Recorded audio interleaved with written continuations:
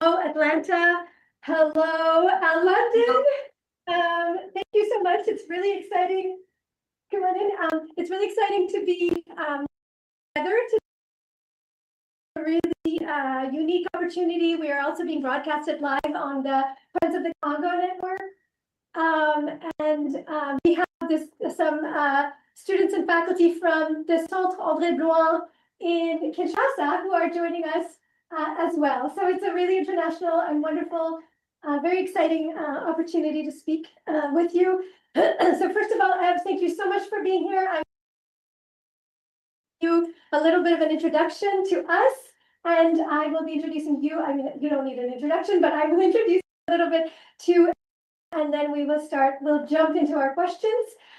We are happy to be a multilingual conversation. We have people who can translate and interpret, so feel free to speak in the language of your heart, and we'll find a way to communicate the message, okay? So first of all, this whole group came together as part of an Introduction to African Studies class at Emory University. We have a Congo book group that we were doing every other Saturday. So these are students who actually came to school on Saturdays and who read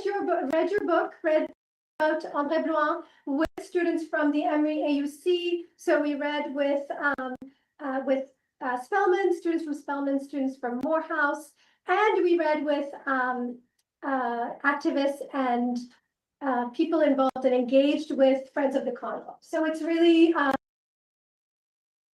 of readers together that have been kind of poring over the various chapters of My Country, Africa. And so we're just really excited to talk to you. Mostly, I want to say, Eve, from the bottom of my heart, thank you. This book was just a life-changing experience to return to after I had read and known the previous version of this book.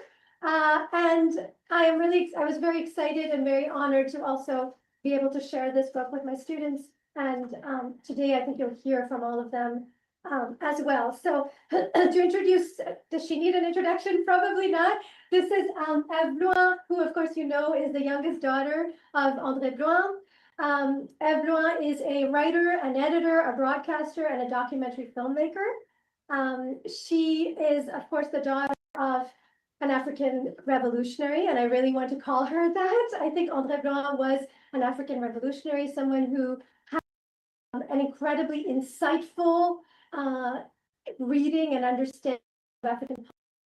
A lot of that came out of her deeply engaged experience with the African continent. So with that, I'm going to kind of go right into our questions, but I want to just, first of all, welcome you and say that bienvenue. On est très, très, très content de vous accueillir parmi nous. We're so happy to have you in our midst.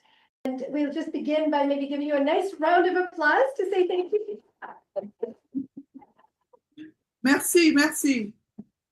And we will begin. So I will just ask the students when I point at you to ask your questions that you introduce yourself so that you tell her your name and then you begin your questions. So first of all, we want to hear about how you went from that 83 edition to this new edition. Can you tell us a little bit about the process of what I would like to call restitution, because it's a restitution of a work that was initially published.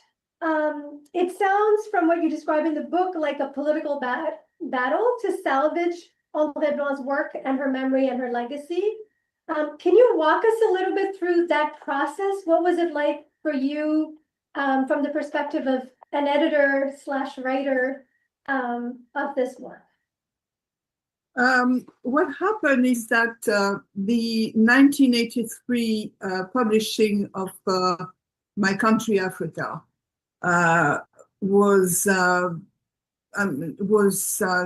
did not exist anymore because the publishing company went bankrupt, as far as I've been told, and therefore it was not printed anymore, didn't exist.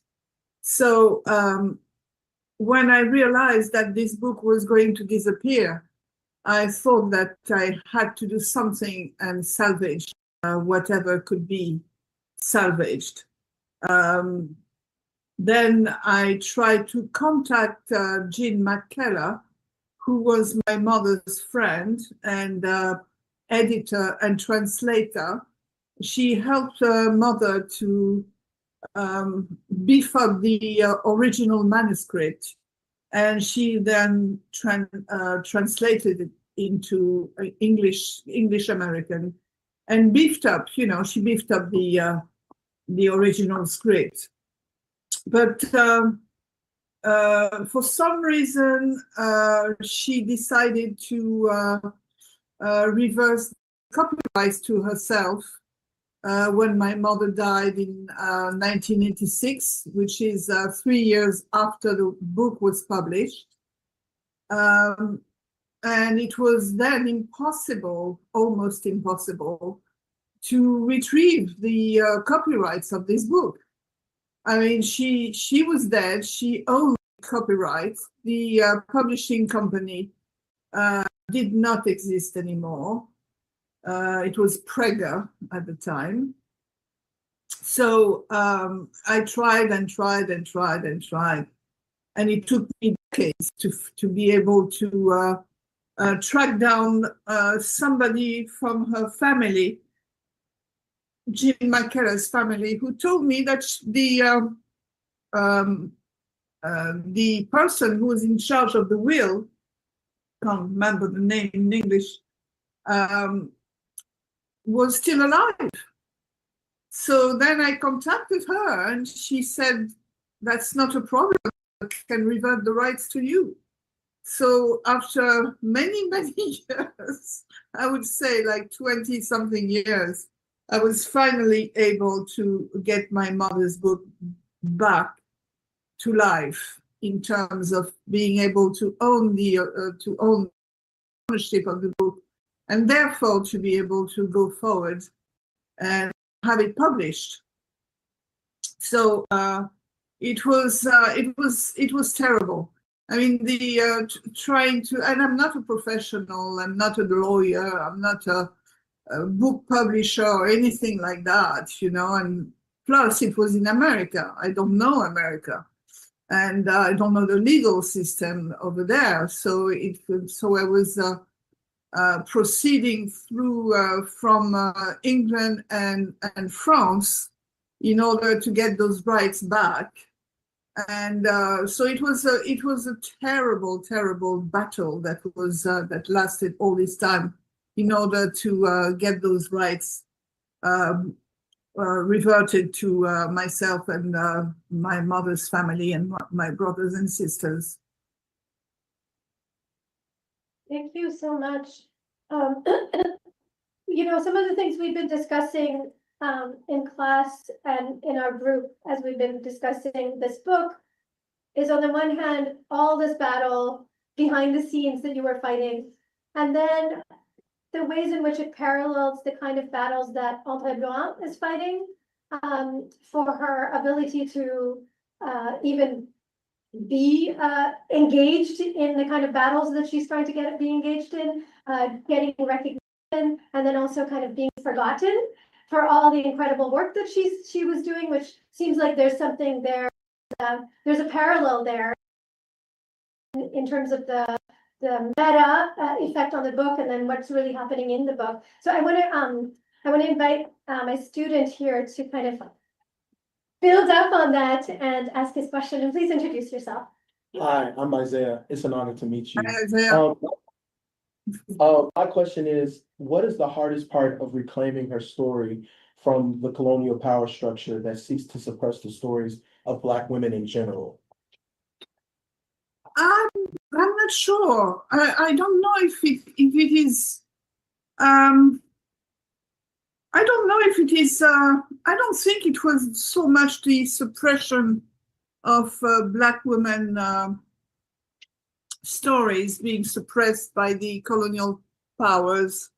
I think that back then, in 1983, obviously the world was completely different, I mean, compared to how it is today.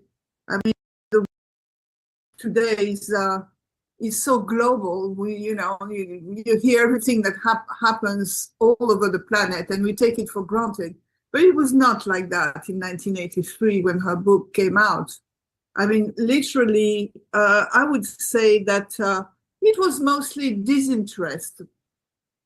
People were not interested. Africa was far away. It was like this big place where Black people live.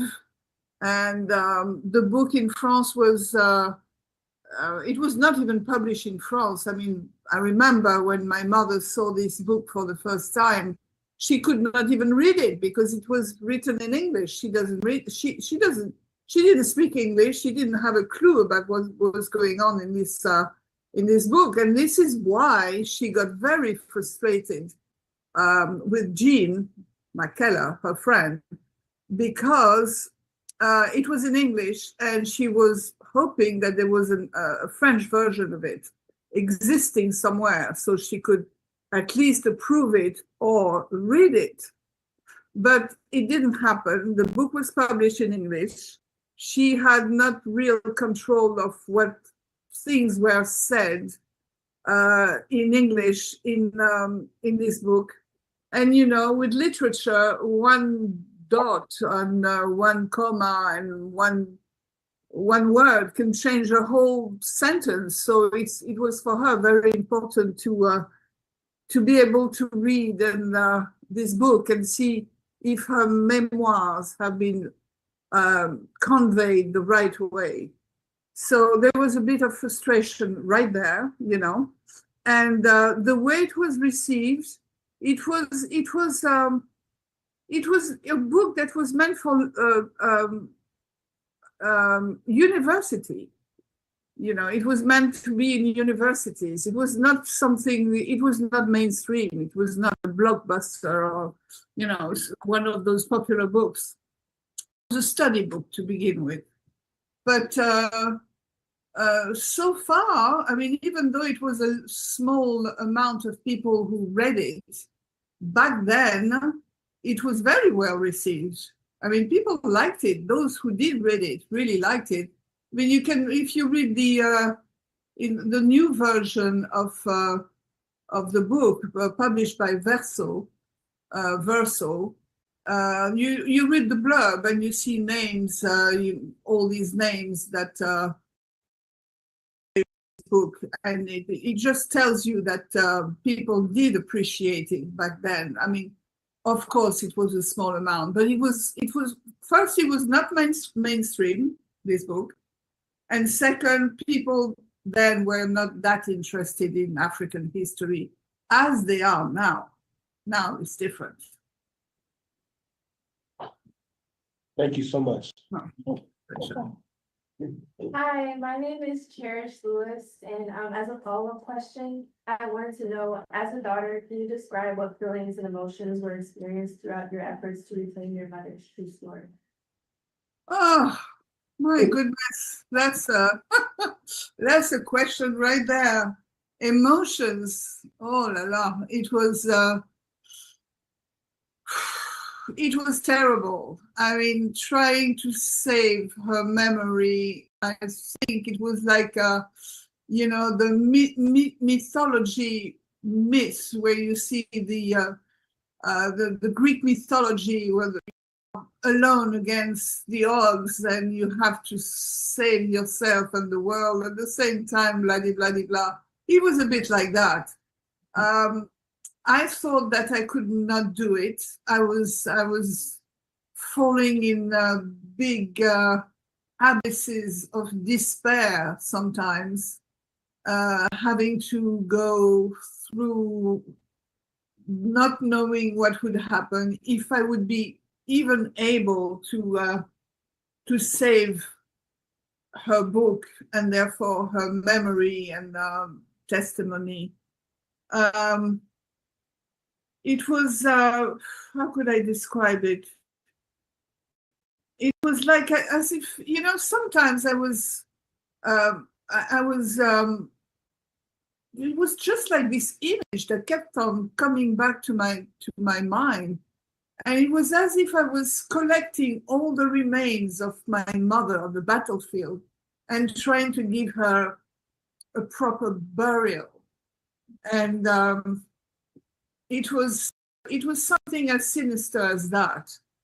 And I thought, I knew I had to do it, because if I didn't do it, nobody would.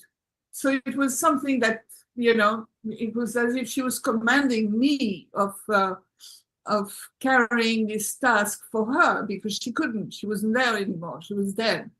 So it was very emotional, and I just kept going. I just kept searching, and eventually one day, a miracle happened, and I was able to get those rights back and be able to republish her book. Otherwise, the book would have died, for sure.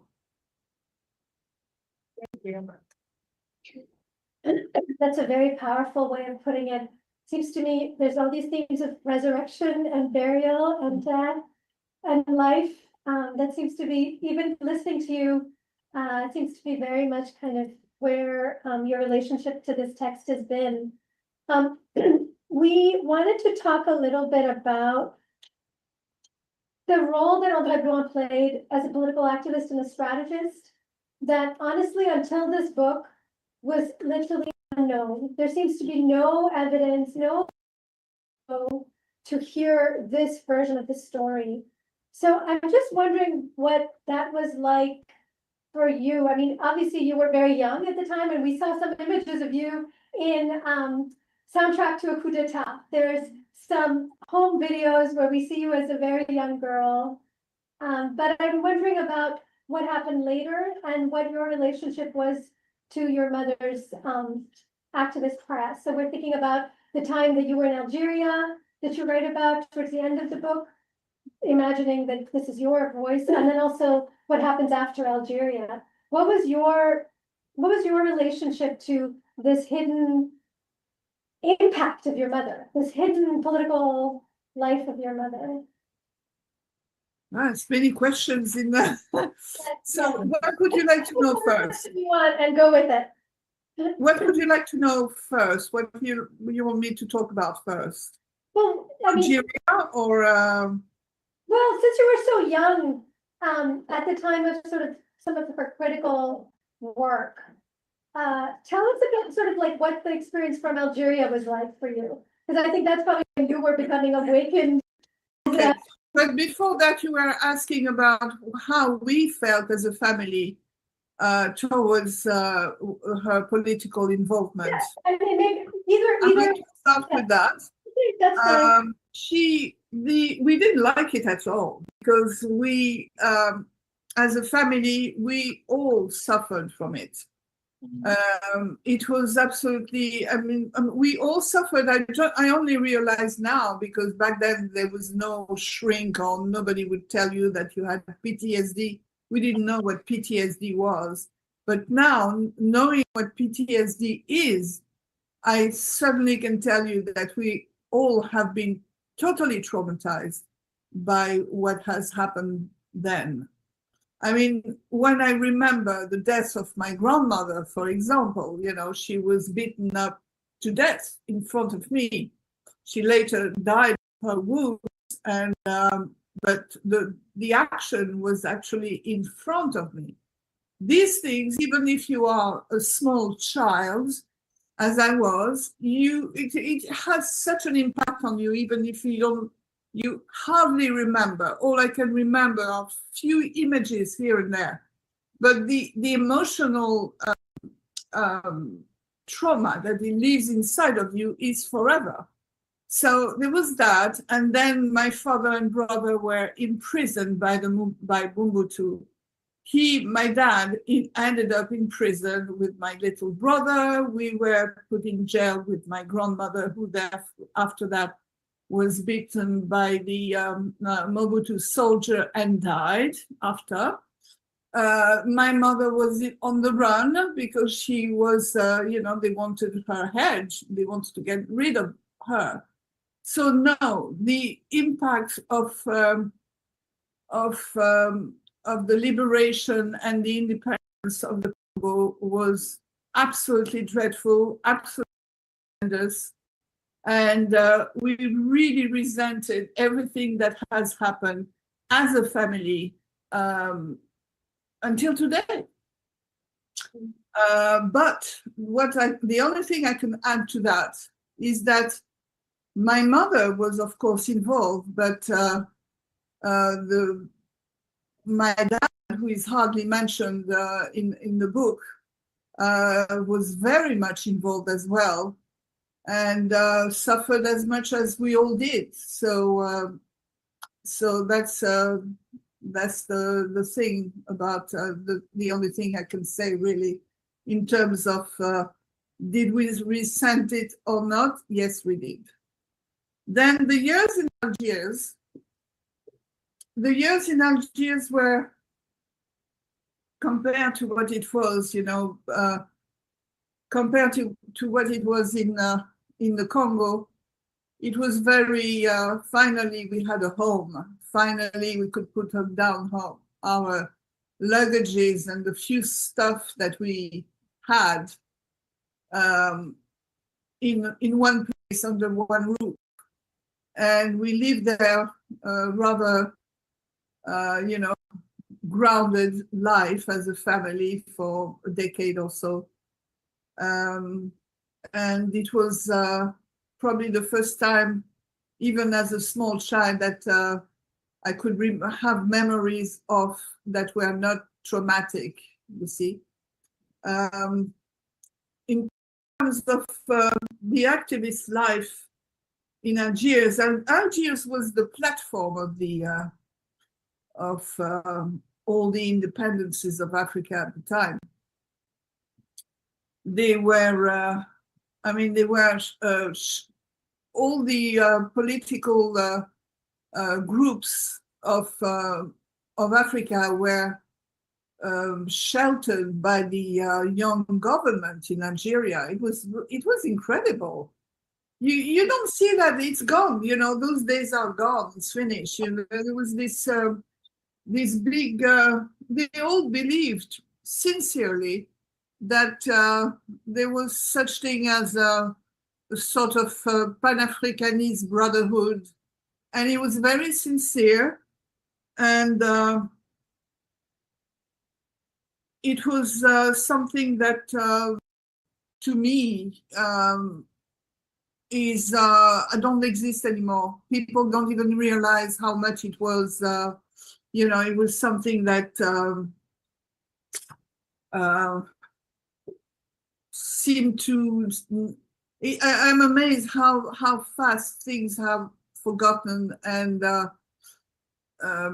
it was not so long ago when I think about it. You see, and it was so important to back then, this kind of idea that has totally disappeared, finished. So it's a bit sad. And anyway, so yeah, that were the Algiers days. Very, everybody was on the same page. You had all these liberation movements living in Algiers. Lots of manifestos, and people were so concerned about the future of Africa. It was tremendous. It was really great. Thank you. Thank you also for so much honesty. I can only imagine how hard it must have been and how hard it must continue to be. And to name this today for us, I want to just acknowledge and recognize how much that means to us, that you're naming those emotions, and also just how difficult this legacy, because you're carrying such a huge legacy on your shoulders, and we're just very grateful for so much humility. Yeah. Hello, I'm Kai. So much for what you've shared so far. And thinking about what a strong force she was in your life and in her life, and how you care about carrying on her legacy and memory, it makes me think about and makes me want to ask, what is the strongest memory of your mother that you personally remember that wasn't included in the biography?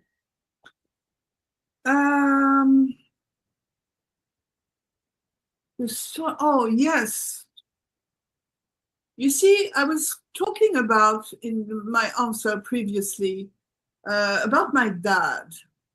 So what was not mentioned in the book, except for, just a bit, was my dad. And because he was so important in what my mother did and what she became. He was her mentor. He taught her absolutely everything. He made her read books about, he politicized her, but in a more academic and intellectual way, because she was more like the raw energy of independence. That was not enough. He knew it. So he made her study it. He made her read those books that I still have it. So I still have them somewhere here. And he guided her because she was very, she was volatile and she was full of, she was ardent. I don't know how to say that in English. Anyway, so his impact was probably, a great eminence in the back of the scene, but he was probably as important as she was in terms of guiding and directions. What is not mentioned is him, and also the how the cause of Africa's liberation was also the work of Africans as much as their so-called white sympathizers. I don't talk about colors, white, black, this, that. It's something that in our household never really existed, because trust me, back then in the Africa of the 70s and probably 80s, there was not so much thing, as race as it is now. It was, I don't know why it became like that, but it's something we didn't particularly speak about. And so, when you think of the Congo, when you think of all these revolutions that have happened throughout the continent, the role of the European sympathizers and intellectuals was very big. And I don't know why, but it is underestimated today and almost erased. The names of those guys behind the scenes should be more studied and mentioned, because it's always good to know where the influences come from and who helped carry the flame of revolution the way it was carried. And it also shows that brotherhood is something real. Whether you are from one continent or the other, from one color or the other, it doesn't matter. They believe it's the ideology that made these people together. And that was the beauty of it. So this is the one thing that was not really mentioned in Mother's book. Thank you. You're welcome. That's amazing. I think one of the things that we were all struck by, and I thank you for talking about your father, because after all, they shared a name, and she in the novel, in the biography, she talks a lot about just how deeply in love she was with him and how he was the great love of her life. It doesn't necessarily share about how they shared in the work, intellectual work. This is There's no mention of it. Why? But just but he was definitely the the grounding force in this struggle.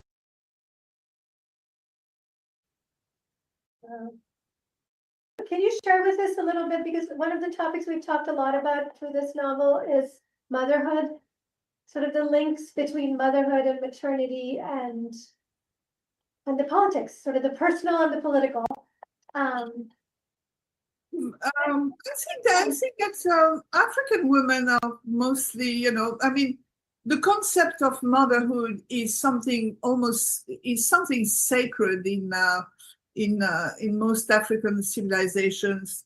It's something that is taken very seriously, and the veneration or the worshipping of a mother and the respect they have for mothers in general, maternity, and the woman who bears life is very big throughout the continent of Africa, I suppose.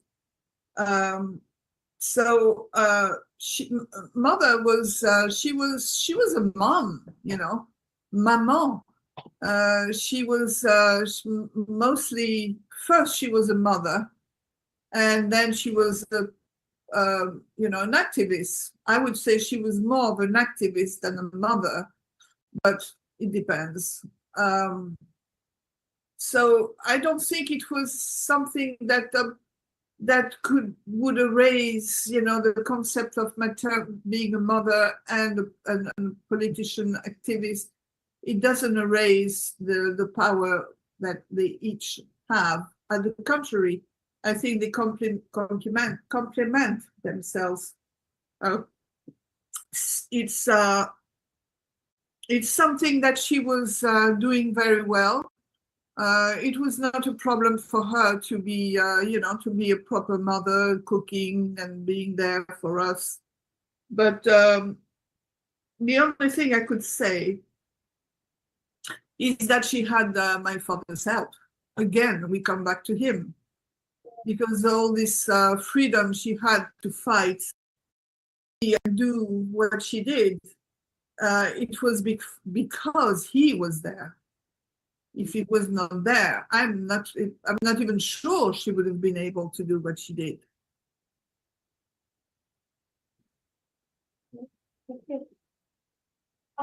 Hello, my name's Adura. I just want to say that all the information that you've provided to us so far has been very, very valuable, very intriguing. And I wanted to ask, or rather say first, the relationship between your grandmother, Josephine, and your mother was a very critical part of the book. So we were wondering, did your mother ever talk to you about your grandmother, Josephine Wasimba? Oh, she was talking to her all the time. All the time. She had this sort of, it was like an imaginary friend. She had those monologues. Sometimes I would say, Mother, what are you talking about? Who are you talking to? And she was talking to her mother. She was talking to Josephine. And she would talk to her as if she was in the room. It was extraordinary. And she would talk in Lingala, sometimes in Sango, sometimes in French. But she was talking to her. And then I remember one of the things she used to do as well, whenever she was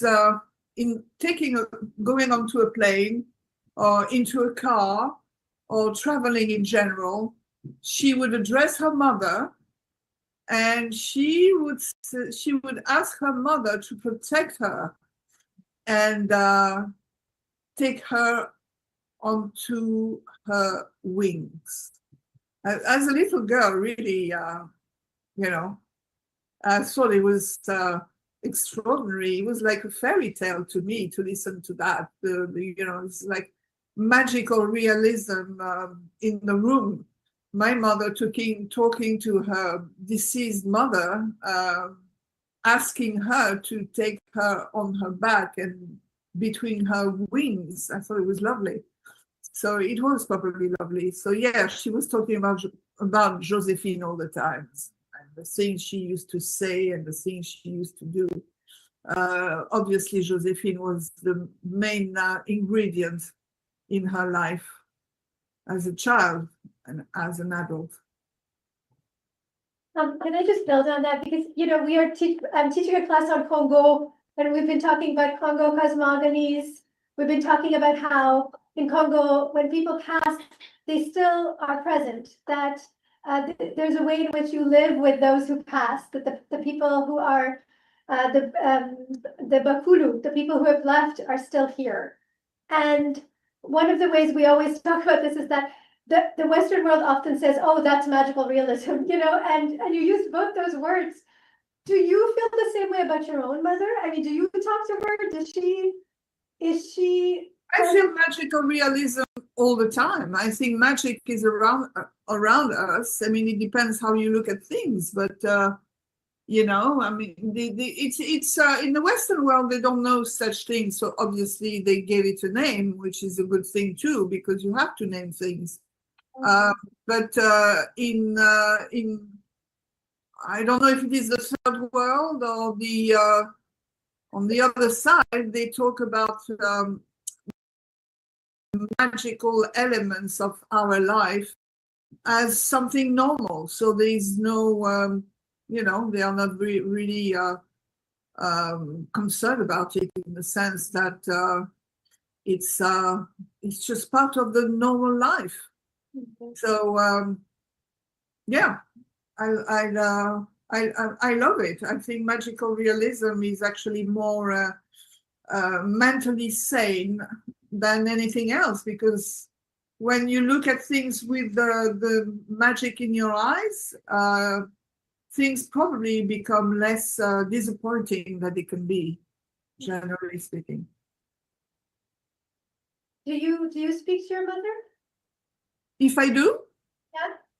Sometimes, you know, just like little interjection, like saying, oh, look, mommy, you know, so, look, your book is out. Things like that, you know? Yeah, definitely. Of course I do. Yes. Thank you so much. So in the second part, we wanted to kind of go into African politics. You know, it's the second part of the work, but of course it's so inflected by the first part of the work. And I think, you know, different people might want to interject here, but one of the things that we're really struck by is all the political moments that we never knew about, that this book illuminates for us. For example, that she wrote part of that Independence Day speech that Lumumba gave, or how she carried the protocol to Italy in her hair. There's all, or the fact that she knew that the U.S. was in it with the Belgians, and she purposely asked Lumumba to kind of put them on the spot. So things like this. Absolutely, no. She knew that. It was not hard to not know that the you know, the CIA was behind it all, with flanked by the Belgians, obviously. I mean, she knew very well. And how did she know? I think a lot had to do with the presence of what's his name, Larry Delvin. Mm-hmm. He was the CIA representative in the Congo at the time, and there was this woman called Daphne Park. She was MI6, and Daphne didn't like Mother at all, and Mother couldn't stand her. Mm-hmm. And whereas Devlin, I think, had a crush on Mommy. Wow. And there was this kind of very funny female jealousy going on in you know, Daphne Park was, I mean, you could tell. This I know because my dad told me, you see. And I mean, basically, if you want to know more about it, I found this book here called Queen of Spies. Okay, so it's written by Paddy Hayes, and it's the life of Daphne Parks. Okay, so that's Daphne Park. And the bit where she talks about money is page 222 and, sorry, 222 and 223. So you will read what she says about mother right there. So, so yeah, she knew that obviously all the powers were in it all together, and they wanted the resources of the Congo to remain secure hands of the Belgium. So when she convinced Lumumba that he had to expose those lies and make sure that the rest of the world would know about it, she was right, because that's when when the wind changed direction and things started moving along ahead better. In your experience of her, was she kind of like a diplomat? I mean, was she just very good at convincing people to do things, to enter into conversations that they weren't necessarily enter? The way she was just like that naturally, and she had lots of authority, you see, and she would get into a room and she owned the room even before getting into the room. She had a strong aura and power about her. She was extremely she was assertive, but something she knew from Dad is that you cannot be assertive if you don't know your files and your conversation elements by heart. So before she would assert something, she knew she was right, and she knew she would win because she had studied the case previously thoroughly. So she had a very strong impact on Lumumba and all the people she worked with. She met Frantz Fanon. She met Nkrumah, and of course Sékou Touré. And then in Algeria it was Lumumba, Boumediene, and before him, what was his name? The first president, Boumediene, Ben Bella. So she was, she was there in all these heads of states. She didn't go to them; they would call her because she had such a strong talent for organizing and recruiting and propaganda, the way it used to be back then. There was no computers or anything, no internet, no nothing, not even phones. So, but she knew how to deal with those things. So they would call her for help, and she was very good at doing things like that.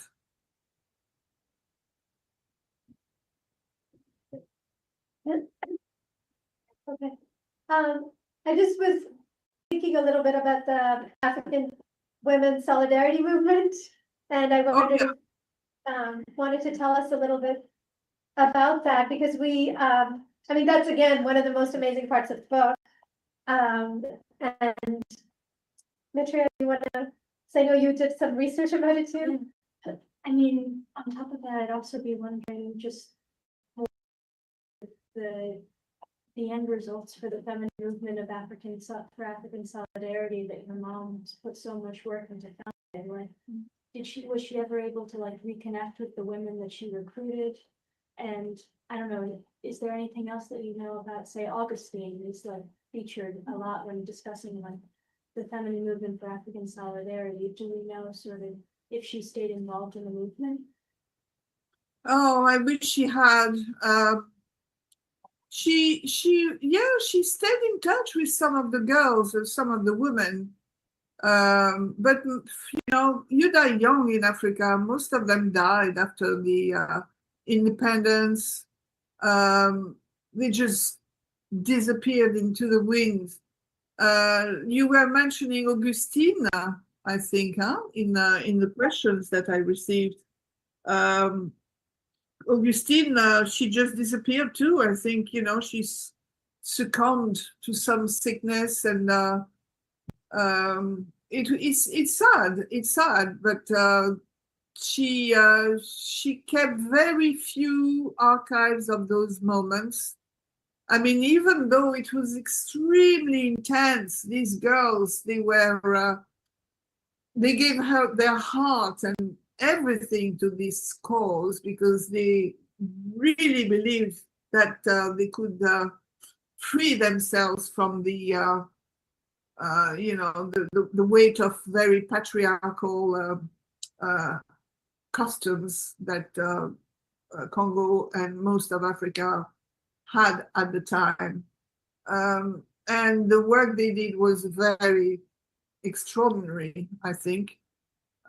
So when mother had to leave the Congo, she was heartbroken because she was leaving her women behind and her sisters, and daughters, because most of them were very young. So there is not much trace of anything about this movement left behind.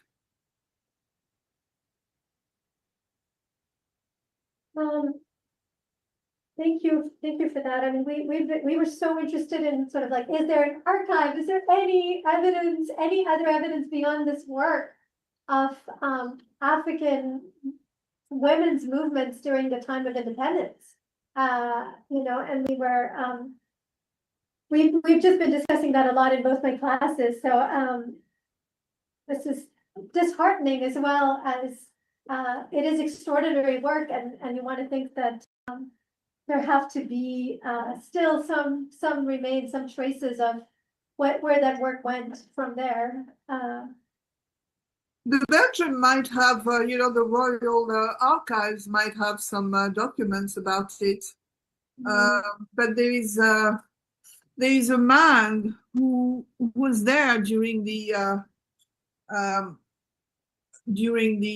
independence of the Congo, and I spoke to him like 2 days ago, and he did a tremendous work. He was very young. He was like 24 years old, taking pictures, and he was a young writer, journalist at the time, reporter, and his name is Herbert Weiss, and he's a professor at Columbia University, and he wrote a book which is here, Herbert Weiss, about the radicalism in rural areas and in independence struggle in the Congo. And he has a lot of knowledge, extremely knowledgeable about the ins and the outs of what was going on then in the Congo, because everything happened so fast with so many parties involved that it was really hard to keep pace with everything that has happened, And then you had the influence of the West trying to destabilize the country as well. So,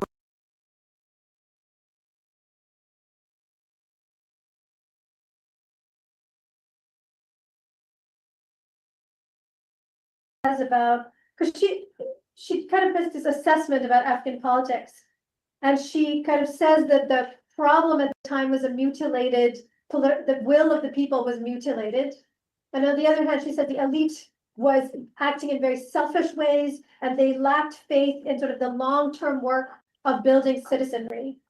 So we were wondering, do you think she got that right? And also, I'm sure she did. And not only she did it, she got that absolutely right, but nothing has changed. It's the same today.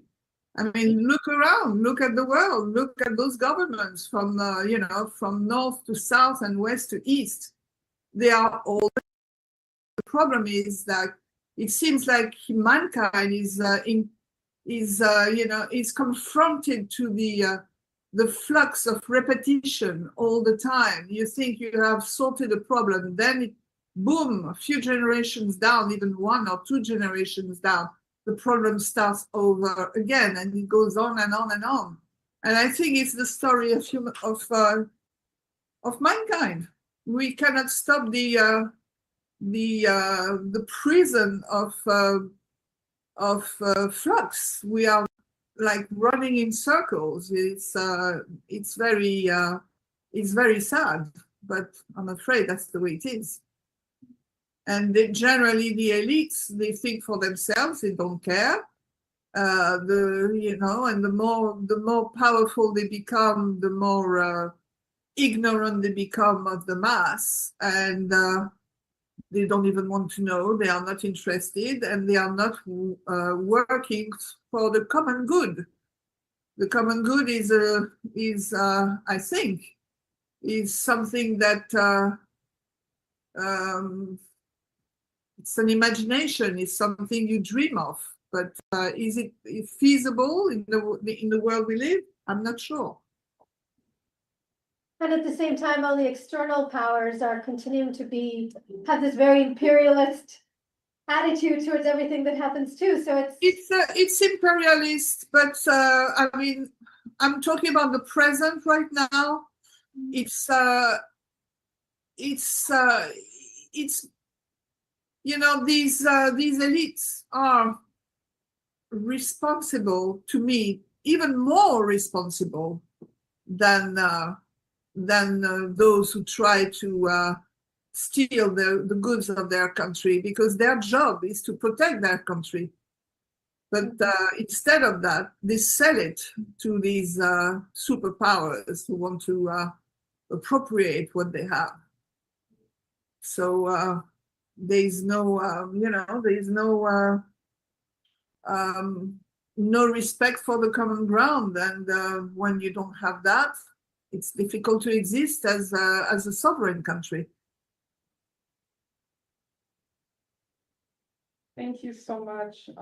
I wanted to also mention that unfortunately today there is just so much chaos within Africa. But regardless of that, I believe that it is good for us, especially, for Africans, to still have hope for our people, for our continent, for our nations. So to me, your mother is a prime example of that hope. And I wanted to ask, are there any moments within African today that remind you especially of your mother? I'm not so sure I understand the question. So for me to elaborate, there's just so much going on within the continent of Africa. There's so many examples of political chaos, but I still feel like regardless of that, we should have hope for the future. So I want to know if there are any moments within those politics that show a positive horizon for us. I wanted to know if anything positive within that scope reminds you of your mother's work. Oh yeah, I mean, things were desperate when she was struggling for independence, but because of this this flame that nothing could stop and extinguish, she was able to carry on despite all odds.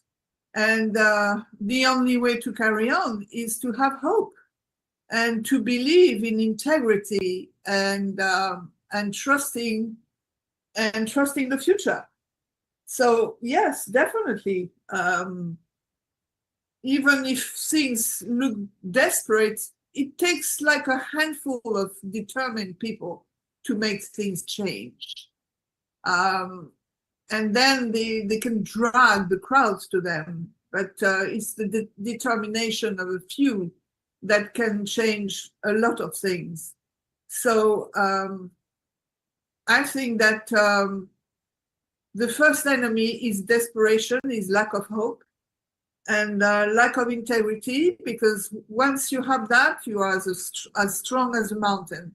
So yeah, that's the way I see things, and that's definitely the way she saw it too. And I guess I take it from her. Thank you so very much. You're welcome. Yes, thank you, Eve. I'm Fabi. I'm a graduate student here at Emory. And when I discovered your mother's story, I was really like amazed, really. And I can see that you have your mother and your grandmother's strength because you fight for this book. So I really want to acknowledge that and thank you for delivering her story to us, really, and to you very much. So my question is, do you have any connection to the Congo now? And what is your connection to the Congo? Oh la la. No, I don't have any more connections. I haven't been there for, I don't know. I'm old now, so many years. Connections. I'm going to tell you something that my mother used to tell me all the time, okay? She said, you know, there's two things an African will stay connected for the rest of his life, her life, is food and music. So my connection is listening to the Congolese music, which I do all the time. And I used to have a program on the radio in France in the 80s. And I was at the first, probably at the time, to program Rumba Congolaise. And so music and food. And I'm lucky here in London, I'm not far away from an African market where I can buy fufu and sakasaka and, you know, fish and all these sort of things. And once, when I miss, you know, when I miss Africa and my friends over there, I make myself a nice African meal and I listen to Rumba Congolaise and I'm fine. My connection with the Congo right now is my friend Juliana Lumumba. We grew up together, so we are like literally sisters, and a few friends that I have still in the Congo. And I read about the you know, the Centre Culturel Andree Blouin all the time. I think those guys are absolutely extraordinary. I mean, they make my heart so lifted and pleased and happy every time I see their post on Facebook or the activities they do. They are so brave and fantastic. I mean, really, I hope they keep up the good work forever, and congratulations to them. So that's my connection to the Congo, reading all the good things they do for the kids, for Congolese culture and hopes. It's great. I wish one of these days I would be able to go to Kinshasa or Brazzaville, you know, but no, I haven't been there for a long time. Unfortunately. Thank you for your response. Maybe we should organize something where we from Emory and the Centre Andree Blouin and you get together in Kinshasa. Oh, that would be nice. That would be great. And of course, our Spellman and Morehouse brothers and sisters, right? Like, but maybe we need to kind of think about how we can all support this incredible work and this legacy of sort of intellectual awakening and political activism for change, for this hope that you're talking about. Oh, I know, that would be fantastic. I mean, they are amazing. They are amazing. I mean, those kids, my heart is melting every time I see their post and their little faces and, you know, all this hope and dedication. It's fantastic. It really is. So I think what I'm going to do now is I'm going to turn it over to Lila and Kai because they wanted to say a few words. And then I'm going to open it up. I'm going to go over there and open it up also for questions from the broader audience. And then, of course, any one of you who would like to ask questions, we have Kwame over there, who's a representative from Friends of the Congo. So we have somebody in the room. And many who are on our webinar. We also have the students from the Centre Andree Blouin who are on the call from Kinshasa. So I want to kind of open it up, but I'm going to let Lila take it from here. All right. Hi, my name is Lila. I'm a student here at Emory, and I just want to start off by saying thank you so much for all of your amazing, insightful words and for speaking with us today. And Lila, thank you. thank you. Before reading this book, honestly, I didn't really know too much about Congo and the history of Congo, but I was so happy that I came across it. And in many ways, I feel like the past and the present of Africa has been kind of forgotten in silence. But with this book and your mother's insistent presence and dignity and just simply her raw humanity is very powerful. And I feel like it continues to resonate with a lot of us in this room today. And especially for a young African woman like myself who is trying to figure out how I can also help Africa in a way, but seeing her courage and her dignity is very powerful and it's beautiful to me. And I think it's just a reminder that we all need to continue to remember Africa, what it has been through, and how we can continue to carry on that fire and that flame and continue to fight for Africa today. And we're also very grateful that we were able to preserve her voice and that we're all able to sit here and discuss and read this book here today. So it's an honor to share space with you. Thank you. Thank you so much for your words. Thank you. Hi, that's Kai again. I just want to say, reading this book has truly been like really amazing and illuminating for me. I wasn't aware before of who Andree Blouin was, and when I started reading it, it was really illuminating because, you know, I actually have a connection through like my parents to the spirit of like Pan-Africanism and that ideology. And my mother would talk to me a little bit about different revolutionaries, including Lumumba. She even has a picture of him in her office as an inspiration for her. And reading about your mother's connection with him and all that she fought for. And it was just amazing to see and how much we were not aware of this before and how much and many times like women's stories don't get pushed as much. And I'm very grateful to you for having, you know, the courage and the strength to fight for your mother's story and fight for this book so that we may all like read it and learn from it and feel more empowered in ourselves to fight for creating better realities for Africans, for everybody.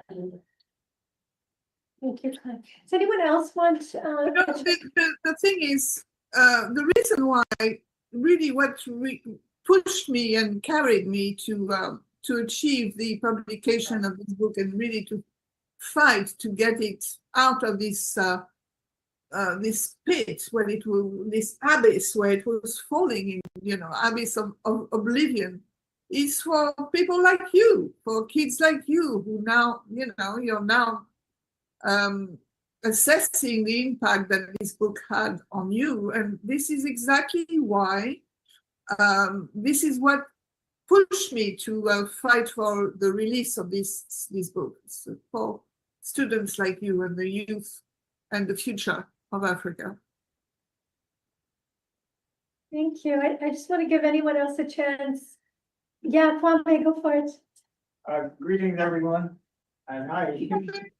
So, I'm Kwame from Friends of the Congo. It's an honor to be here. I want to salute Dr. Supa for her leadership and tremendous work. And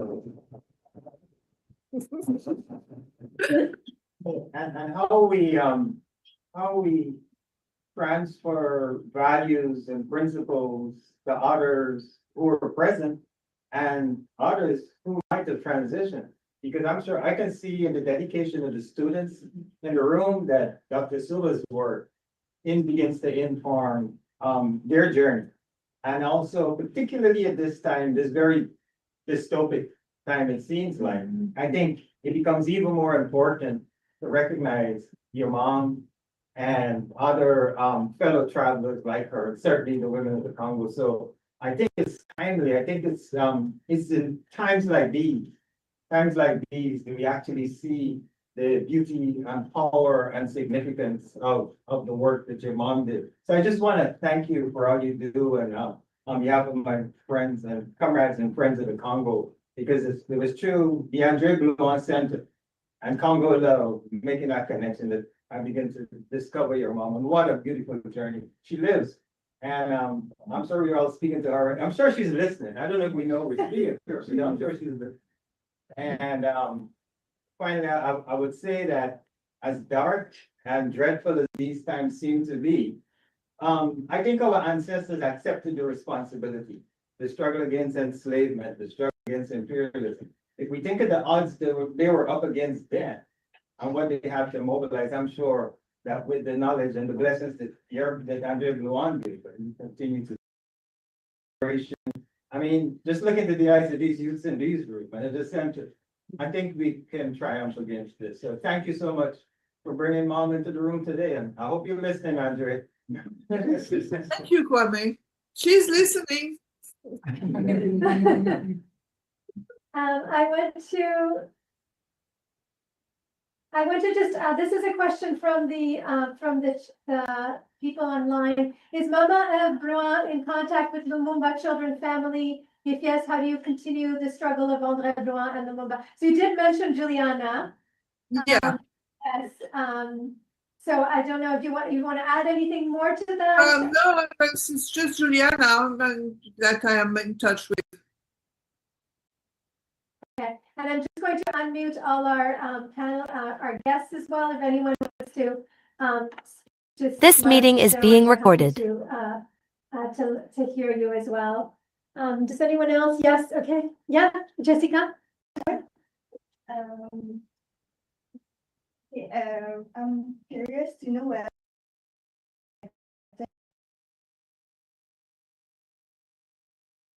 and then such as Marie known as Ama, who is a voiceover for everyone in Sanskrit Politica. Mama is?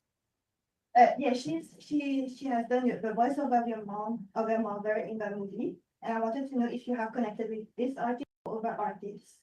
Oh, yes, we actually, I met her through Johan, who is the director of soundtrack. So this is how we met.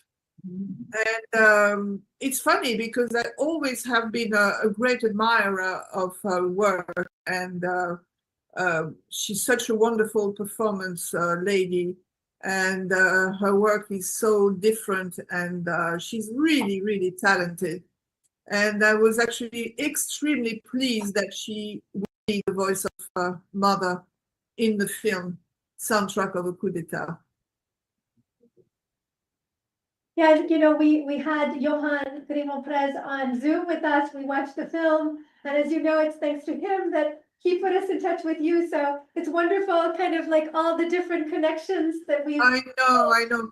Johan he's a genius, but he's also a very, very sweet man, and he has this this vision of the, particularly Africa, that very few people have. And I love that he goes through music, right? It reverberates, it resonates with what you said about food and music. He uses music as the language of the documentary. And that's right, yeah. Beautiful, beautiful work. Yeah. Does anyone else? Yes, go for it. Hi, my name is Jaya. I'm a first year student here at Emory studying international studies and sociology on the pre-law track. I was actually really interested because I'm also Congolese, OC. So we actually read your book in AFS 190, and we were also talking about the different issues historically, and also kind of relating it to all the political and humanitarian crisis currently occurring in Africa, specifically in Congo. As we see, it is quite detrimental, how a lot of families have been affected. I was also gonna ask, how do you think the Congo today if certain historical events hadn't happened? If the Congo would have been different if? Certain historical events hadn't happened, as we've seen with M23, with Rwanda, all that happening. I just kind of wanted to ask, like, what's your insight, what's your take on that? Oh, it's well, if I can go from back then all the way to now, I've seen those dreams of Pan-Africanism. As a little girl, I was there. I was the witness. And I've seen those mighty dreams they had for Africa. I mean, Africa, according to them, could have been the richest continent on the planet. Of course it could have. It would have been, you see. But there are powers from the outside, there are powers from the inside whose mean is to destabilize countries and making sure it was not going to happen ever at all.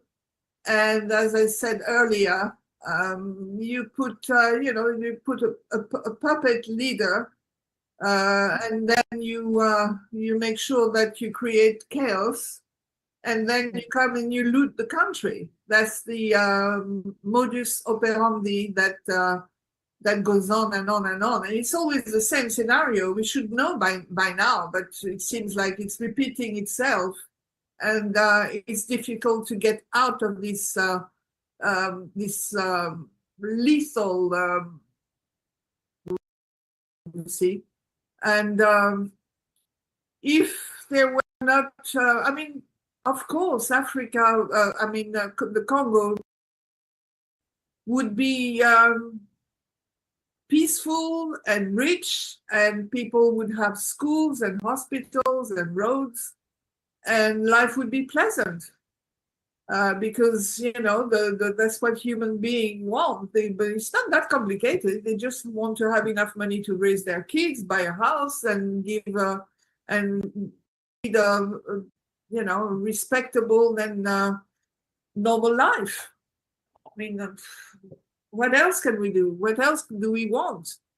So all these destabilization that you see, all those millions and thousands of deaths that you see now, is of course it's the hands of these people on the outside having intentions of looting the country, and I'm afraid it's the same old story over and over again, and it's very sad, but it's not a reason to lose faith. And at the contrary, I think we should get more educated, knowing what is going on, and finding the tools to fight the fight against those powers. But I'm very optimistic. I think it's going to take a while, but I think we will be able to, make our children proud, and that they will be able to do the job that we want to do. Thank you. Thank you. I'm actually going to go to the because I see Andree wanted to speak, so can you unmute yourself? Yeah. Hi, can you hear me? Yes, we Nice to meet you. Hi, good evening. Nice to meet you all. So I came across the webinar about this week. Ironically, I had finished the book this week, so thank you for putting it together. I am based in London. And I actually don't have a question. I just wanted to sing my praises, just how amazing the book was.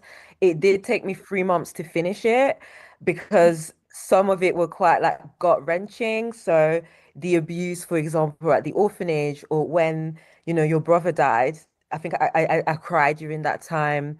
When Patrice was obviously executed, that was also gut-wrenching, but it was painful in a good way, where it's history that you need to know.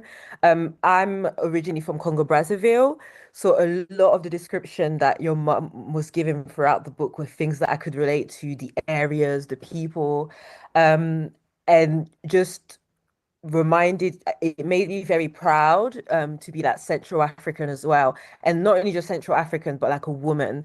I think when we speak about Central Africa and any kind of political movement, we're always thinking about men, and it was nice to hear the story of a woman who has sacrificed her life on the pledge to the freedom of her people. So I just wanted to say a really big thank you. Oh, my pleasure. I'm so happy to hear those words that you just said. It fills my heart. Thank you. Thank you for everything you've done. Pleasure. And Passy, go for it. Yeah, here. Can you hear me? Yes, I can. Hello. Hey, Passy. Hey, Mama. Thank you. Here, again from Kinshasa. It's a great pleasure for me to hear from Mama Eve Blouin, and she already answered the question before it was read. I said thank you. I'm one of the students of the Fruits of Andree Blouin, and organizing. I'm coordinating a book club, and we would like to have maybe a copy of this book when it is. Thanks to Andree Blouin, I work with students, and I also say thank you to Friend of the Congo for connecting us to this big spirit. And Andree Blouin is a big spirit. We would like to continue this struggle and to read more about her. And I was really happy to hear from you, Mama Eve, and that was very great for us. And I also work with Mama Juliana, and that's what would like to know if you are in contact with her. And it was thanks to Andree Blouin Center and Friend of the Congo that I discovered and met Juliana, and we continue the struggle. And I'm an artist too, and just released this song If Lumumba Were There. It's Lumumba Tila. We're doing conducting activities, but we would like to have copies of this book. And thanks to Friend of the Congo and Andree Blouin Center, my students can also read the book. Yeah, thank you. My pleasure. Merci pour nous connecter, Passy. Yes, Elena, go for it. Good afternoon. My name's Elena. I'm a first year international studies major at Spelman. First of all, thank you so much for being here with us. I think I can speak for all of us when I say we're all incredibly grateful. There is a moment in the book where your mother says it would have been catastrophic had she been born a male, which I think was really interesting because I actually think her identity as a woman granted her the strength to be the powerhouse she was. And she often talks about the cultural and societal limitations placed on women. So I want to know, from what you witnessed, how do you think African women draw strength to join liberatory movements despite so many efforts to keep women subservient? You want to know why or how? Or both? Either one. First of all, as I said earlier, it was a very patriarchal ways, traditions. The women, they were considered like goods, really. They didn't have much to say. They were married. They were something like as the dowry. It was a big deal, which means that basically a young girl could be sold for money.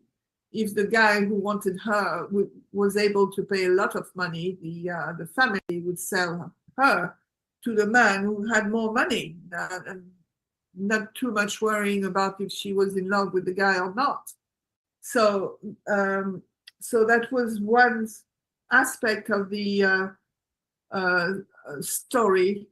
and also they saw I think what my mother would explain is that I remember we had this kind of conversation with her a lot, because it is something that she was very keen to talk about. I mean, it was very important to her.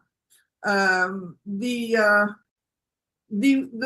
Congolese girls, they saw this movement as an opportunity to get out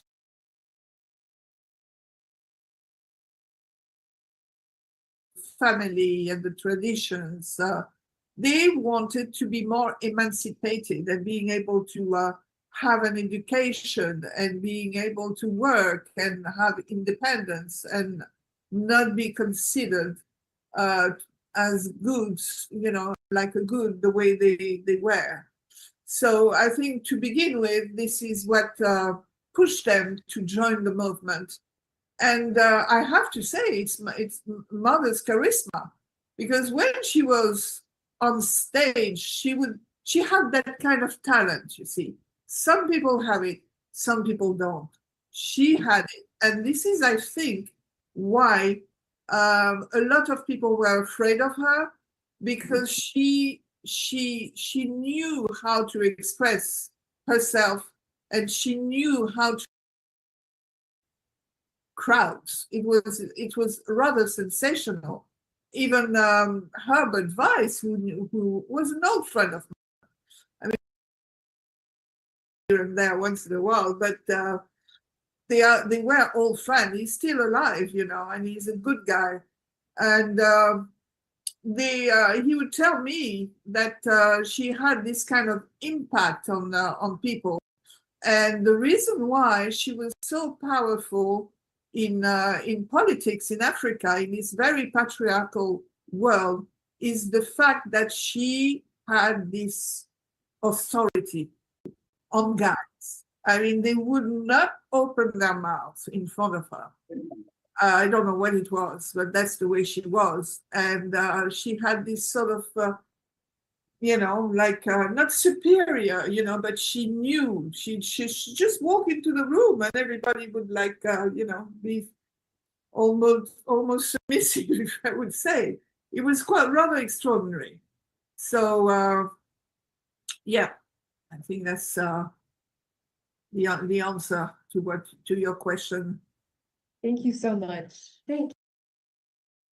Yes, I have one last question. Yes. So the book you're going to read will be in French or in English? We are waiting for the French edition. We are waiting. It's coming. It's coming. It's coming on.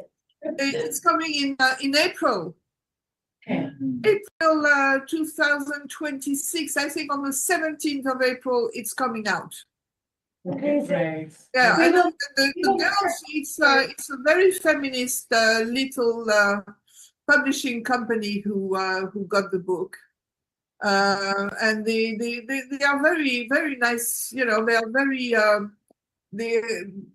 they have this flame, and they are very enthusiastic about the book, and I thought they should have it because they are going to fight.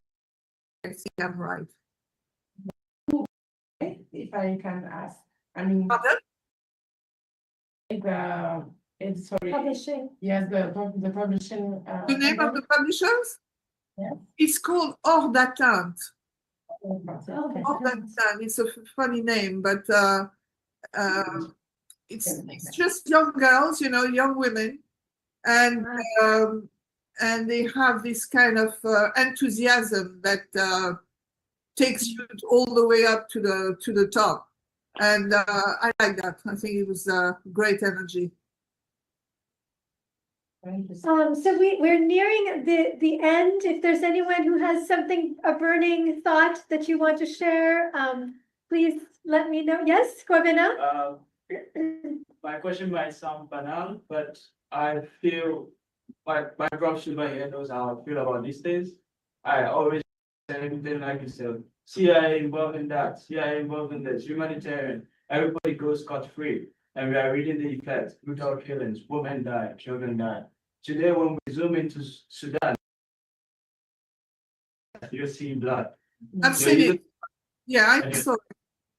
and I feel I don't want to even read certain things again. It's only makes me more violent. So I'm thinking of Fanon, what he says about violence and violence. And you are somebody who has seen this, gone through PTSD and everything, and you are still sharing this with us. What way do you see going forward, aside just being scholarly about it? Because What is going forward? In the case of Congo, Africa, you have gone through this. What way, with your experience, how do you see a way forward, which is more practical, although it's going to be difficult, like you said? You know, I think that it's my answer is going to be very predictable. I think there's no change that can be made without consciousness. The most important thing is that people suddenly wake up and have the consciousness that something has to be done, and have the consciousness that they are. And it doesn't matter if they are little somebody from nowhere in the middle of nowhere. No, it is consciousness. You put millions of consciousness together, and you can, you can inverse the monopoly and the strategy and the politics of the world. So it's sort of it's as if a whole hive of people would turn against the power on top that is manipulating them, you see. So but if you don't have this consciousness, it's impossible. So that's, I think, to me, that's the answer. Thank you. Our time is up. I think there's so many people here who are wanting to share just how empowering it is to hear you speak, as much as it was empowering to read your mother's words, filtered and coming to us again through you. So I want to just thank you for the power of language and of words and the way you have captured and brought those to us. I want to tell you also that this book group is also reading Women Resist War by Justine Masika Bihamba. And she's talking about what's happening in Goma and in Congo right now. So we are still in the fight. We're still learning. We're still educating ourselves to be in solidarity with what we believe is a revolution to come. And I believe it will be a Pan-African revolution. At least I believe that. I think the beauty of your mother's prose is also that she had this, almost like she was this bird going from all these different parts of Africa, and she could see the ways one place was getting it right, sometimes getting it wrong, bring those connections again. So I'm really kind of excited for the French version. I hope there will be other language versions too. I think maybe we need an African language, like a Lingala version of this book, maybe, or Swahili, to really bring this word, your words and this story to as many people on the continent and also beyond as we can. So thank you, Mama Eve, if you let me call you that. Thank you so much. Well, thanks to you. I'm so moved and proud that to see all these beautiful, motivated youth and children and daughters and sons, and it really fills up my heart with hope and fortitude. Thank you so much. Thank you. Thank you.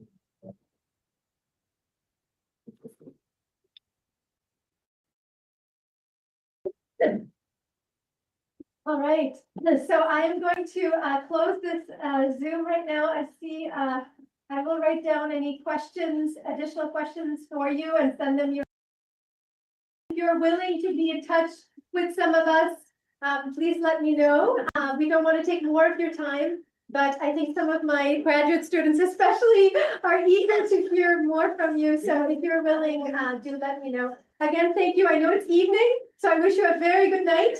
And thank you to all of you for being here, for staying with us, for reading, for your commitment to me, and it means everything to us. Thank you. Thank you so much. Thank you for having me.